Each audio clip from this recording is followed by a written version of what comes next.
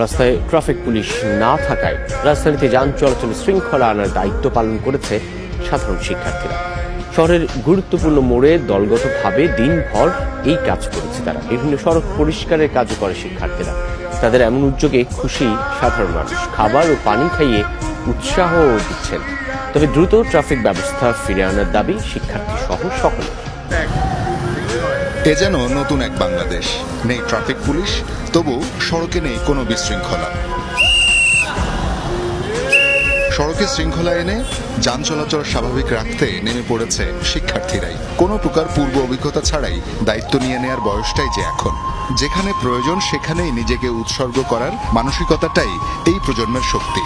প্রথম 10-20 মিনিট একটু হিবিজিবি হয়ে গেছিল, এখন ঠিক হয়ে গেছে।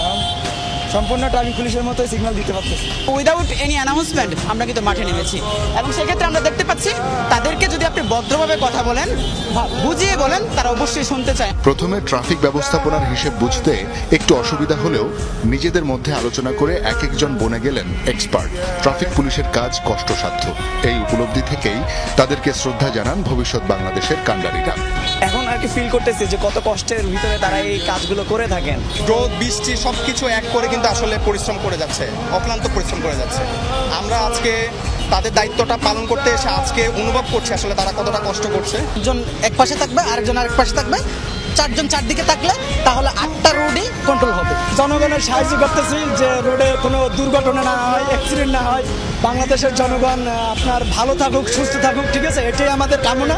শহরের বিভিন্ন সড়কে পড়ে থাকা ইট, লাঠিসোঁটা কিংবা পুড়ে যাওয়া বিভিন্ন গাড়ির ধ্বংসাবশেষ অপসারণ ও পরিষ্কার করে বিভিন্ন বিশ্ববিদ্যালয়ের শিক্ষার্থীরা। এখন এই দেশ গড়ার দায়িত্ব আমাদের। এর জন্য প্রথম কাজ আমরা হিসাবে ধরেছি যে রাস্তাঘাট পরিষ্কার করা। এটা আমাদের দায়িত্বের ভিতরে পড়ে যে আমরা আমাদের দেশটাকে আরো সুন্দর করি। ছাত্রদের এমন উদ্যোগে খুশি সড়কে চলাচলকারীরা।